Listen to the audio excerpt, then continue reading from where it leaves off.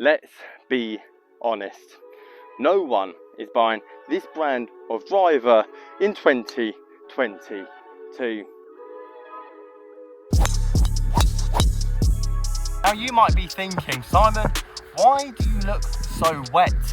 It's because I've been spending 40 minutes doing this. Let's be honest. No one is buying this brand of driver in 2022. How is that missed? No one is gaming this brand of driver, or a very few of you are, and it is a mainstream brand. We have 3 different drivers from the same brand with 2-year gaps or more between them at 3 different price points in the second-hand market. This is a major brand, a well-known brand, yet the percentage of you guys that are gaming it is going to be next to nothing. I know they're great value in the second-hand market, but today's test is to measure each era of this driver against each other and seeing if you could grab a bargain for your golf bag. And big shout out to my friends at Replay Golf for letting me borrow these drivers to do today's test. And if you want to go and check out their marvelous selection of golf clubs, I'll leave a link in the description. This could be the first review I do of a brand where I actually recommend the 2021 version, the newer version, the more expensive version, even though all 3 of these drivers are quite reasonably priced in the second-hand market. And I think there's benefits from all 3. We have the lower priced driver here, and if you see me waffling and mouthing stuff in the distance, it's because my audio got messed up, hence why we're doing a voiceover.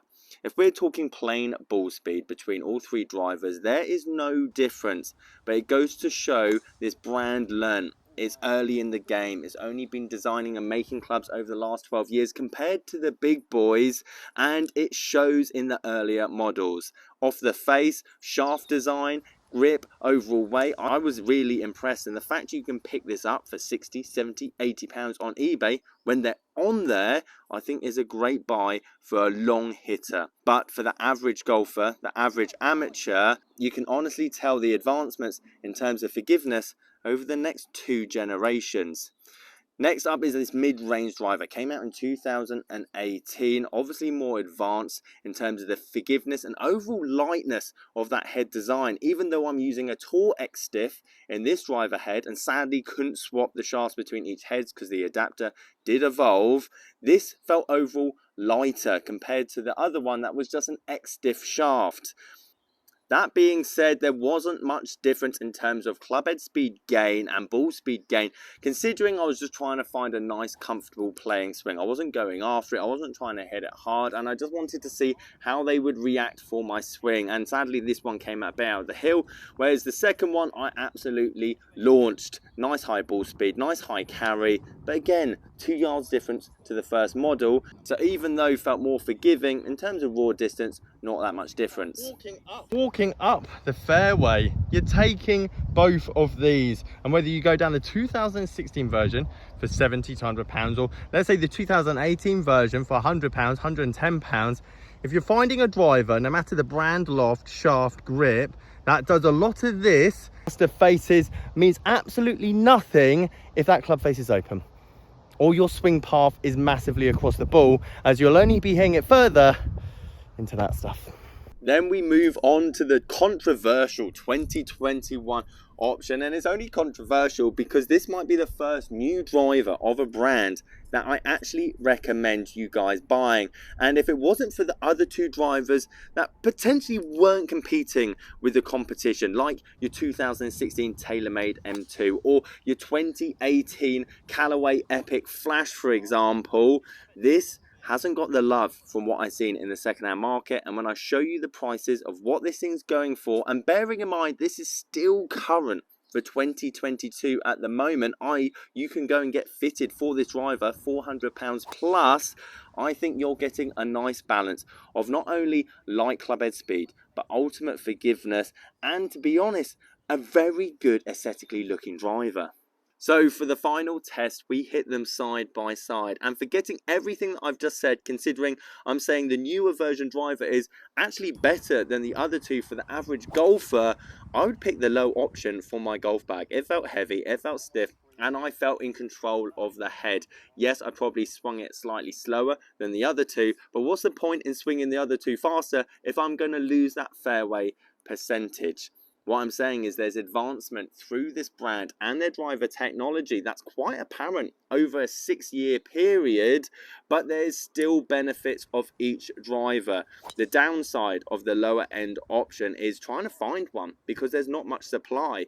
If you're looking for ultimate value, forgiveness, distance, the mid-range option is good. It looks aesthetically better. It takes some of the carbon crown finishing that they put into the newer one, and you'll be able to find this driver for 100 to 110 pounds quite comfortably on eBay with the right head and the right shaft, which is pretty much what I've shown throughout this video. Lastly, the 2021 driver aesthetically I think looks great, and to be honest, compared to every other 2021 2022 driver in the market, it far outweighs them in terms of value when it comes to pound for pound.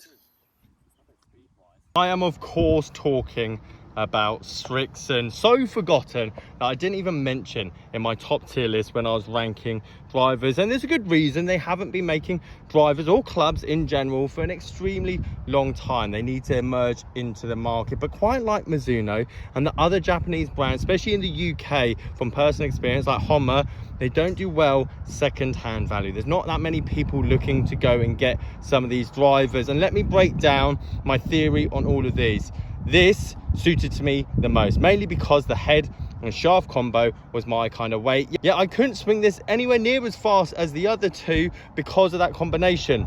That being said, I still found the fairway, and there's one constant. Even though the club head speed kept changing and some slightly different spin rates, no matter how fast I swung it, went 290 yards carry on average, even though this is the cheapest one and didn't travel as fast through the air. However, that is for me. You guys are gonna much more suit into these two models, and the price point between the two of them I'd honestly just put down to your preference in looks and supply, and this is a great driver around that £100 mark versus all the other models that came out that year. But in terms of resale value, the fact that this has only been out a year or so, the look of it, the aesthetics of it, and it is easily at this moment in time the cheapest 2022 driver that you can get out there relatively easily. Now, if you want to have some kind of idea and clue on how to know what driver works for you, or whether your current driver is perfect but maybe you need to change a technical flaw,